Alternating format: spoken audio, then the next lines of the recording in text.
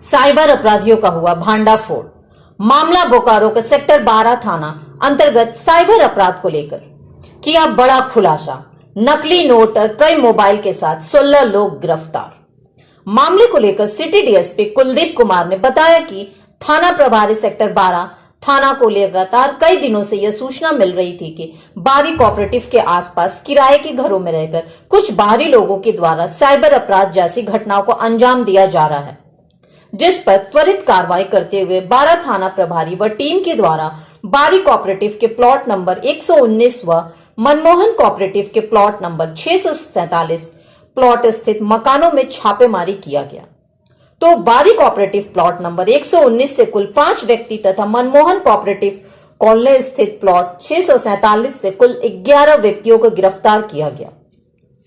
इन लोगों के पास साइबर अपराध से संबंधित कई दस्तावेज व मोबाइल फोन, 8000 के नकली नोट, पंपलेट, ऑफर लेटर इत्यादि कई सामान को बरामद किया गया है।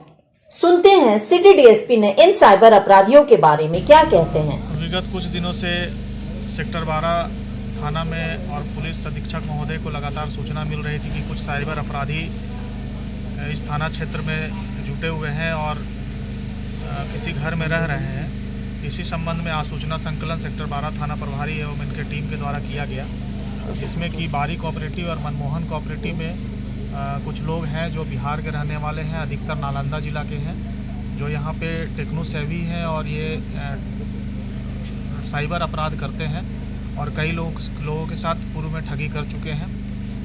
इस संबंध में एक टीम का गठन किया गया। टीम के द्वारा एक अच्छा काम किया गया है, जिसमें कुल 16 साइबर अपराधी पकड़े गए हैं और जिसमें से 11 लोग मनमोहन कोऑपरेटिव और 5 लोग बारी कोऑपरेटिव के किसी घर में भाड़े पे लेकर रह रहे थे।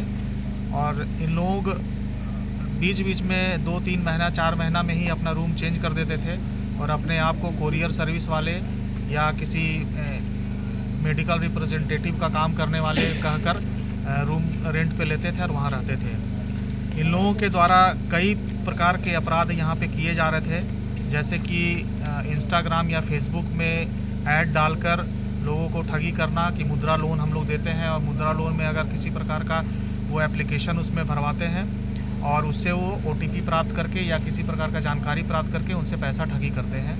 या ड्रीम 11 जो खेल के द्वारा कई तरह का आयोजन होता है उसमें से ठगी करते थे। स्क्रैच कार्ड इन लोग जनरेट किए हुए थे। स्क्रैच कार्ड में स्क्रैच कराकर जो चीज़ उनको निकलने का लुभावन देते थे कि कार निकला है या बाइक निकला है या अन्य महंगी सामग्री में निकली है, उस प्रकार से उन लोगों से छोटे छोटे अमाउंट में एक मोटा रकम इन लोग वसूली करते थे। इस प्रकार से कई सारे ठगी करने के लोग उपाय किए हुए हैं, जिन पे बहुत सारे चीज़ों का हम लोग जब्ती किए हैं।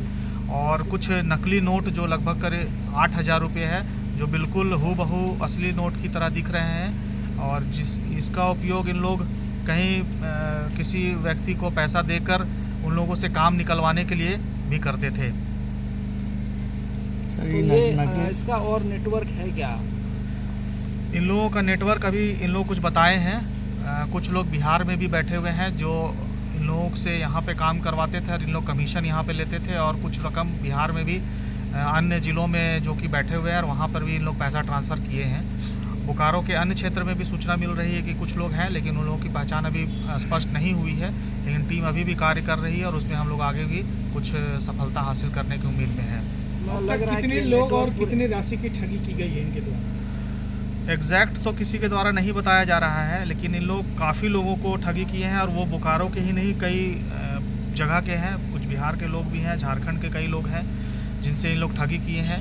किसी से 20,000, किसी से 25,000, किसी से 1,00,000 2 लाख करके भी लोग ठगी करते थे। छोटे छोटे अमाउंट में पैसा मंगवाते थे और लोग दूसरे वैलेट में भेजते थे और वहाँ से पैसा की निकासी करते थे। बिहार झारखंड से अन्य जगह भी नेटवर्क है क्या? पूरे देश में चला रहा है? स्पष्ट इन लोग टीम में जो काम कर रहे हैं, इन लोगों का एक फिक्स्ड काम एलोकेट है, जिसके द्वारा इन लोग को जो काम मिलता था उतना ही करते थे।